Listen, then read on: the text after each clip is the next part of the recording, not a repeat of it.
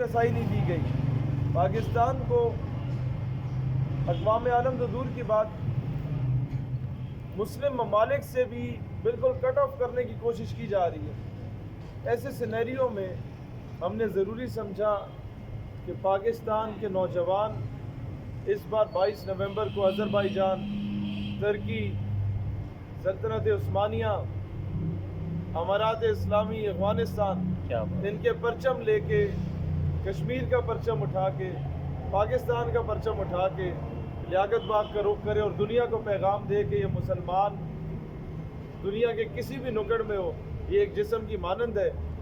کسی کو بھی جسم کے ایک حصے کو تکلیف ہو تو پورا جسم اس تکلیف کو محسوس کرتا ہے. بے شک. اور دنیا کو یہ بتانا کہ قوم، حضرت اقبال نے جو ہمیں بتایا تھا، وہ وطن سے نہیں ہے، ہم جغرافیکل باؤنڈریز کے پابند نہیں ہیں، قوم مذہب سے ہے.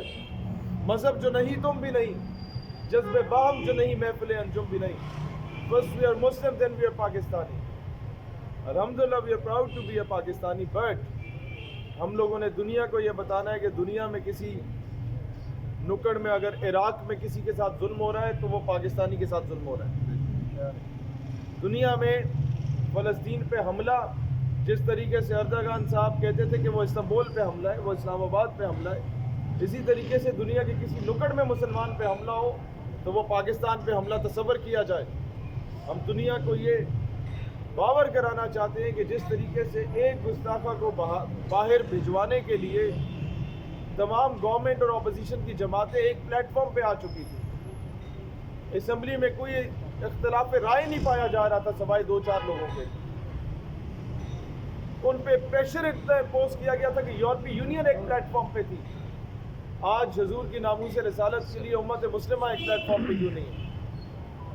تو یہ کام جو آپ کے سٹیک ہولڈر سے کرنے کا تھا، یہ کام جو آپ کے فورن آفس کے کرنے کا تھا، یہ کام جو آپ کے متعلقہ اداروں کا فرشتوں کے کرنے کا تھا، اگر وہ اس میں کامیاب نہیں ہوئے یا اس میں صحیح معنوں میں اپنا کردار ادا نہیں کر رہے، تو میں سمجھتا ہوں یہ کام ابھی مسلم عوام کے کرنے کا ہے کہ امت کو اور قوم کو اکٹھا کرے. کسی نے ٹھیکہ نہیں لیا ہوا آپ کا، نہ اسلام کا. یہ ہم سب کی رسپانسبلٹی ہے کہ ہم پاکستان کے دفاع میں اور اس سے پہلے جس نظریے پہ پاکستان بنا اس کے دفاع میں عملی طور پہ کردار ادا کریں اور کشمیر پہ گورنمنٹ کو بتائیں کہ صرف نعروں سے نہیں، پریکٹیکل سٹیپ سے کوئی کام کیا جائے. اور جب یہ چیز ہر زبان پر عام ہو جائے گی تو تبھی اس چیز پہ کسی قسم کی امپلیمنٹیشن ہوگی. عوام کو صرف نعروں کی حد تک محدود نہ کیا جائے، ٹیکنیکل پوائنٹس کے ذریعے انہیں سمجھایا جائے کہ گراؤنڈ ریئلٹیز ہیں کیا، تاکہ جب عوام گورنمنٹ کے سامنے اپنی کوئی بات رکھے تو وہ لاجیکل بیسس پہ ہوں اور گورنمنٹ سوچنے پہ مجبور ہو. قائد اعظم نے جب تحریک پاکستان میں اپنا رول پلے کیا تو عوام اردو بولنے والی ہوتی تھی، آپ انگریزی میں خطاب کرتے تھے. انہیں پتہ تھا یہ تو میرے مرید ہیں، لیکن میں جسے سنانا چاہتا ہوں وہ سنے اس بات کو.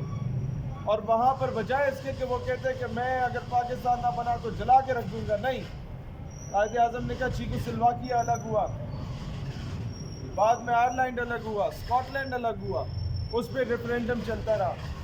آپ کا تائیوان الگ ہوا. کس وجہ سے؟ یا آئیڈیالوجیکل بیسس پر ہوا، یا ثقافتی بیسس پر ہوا، یا زبان کی بیس پہ الگ ہوا. اسی طریقے سے مسلمان اور ہندو دو الگ قومیں ہیں، دو الگ ثقافتیں ہیں، دو الگ زبانیں ہیں، یہ اکٹھے نہیں رہ سکتے. اور لاجیکلی ان لوگوں نے انہیں بتایا اور لاجیکلی انہیں کنونس کیا، تب وہ جو خواب تھا وہ امپلیمنٹ ہوا پاکستان کا.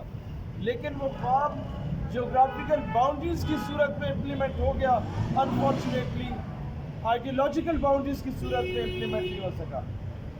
اس کا نظریاتی تحفظ ہماری ذمہ داری ہے. فوج جو کر رہی ہے بارڈر پہ حفاظت کرنا، جو اس کا کام نہیں ہے بیچاری، وہ بھی جا کے کہیں وہ سیلاب آگے پہنچ جاتی ہے. تو ابھی جو ہماری ذمہ داری ہے ہمیں وہ کرنی چاہیے اور اللہ تعالیٰ ہم سے کام لے اپنی طور پہ. بہت شکریہ.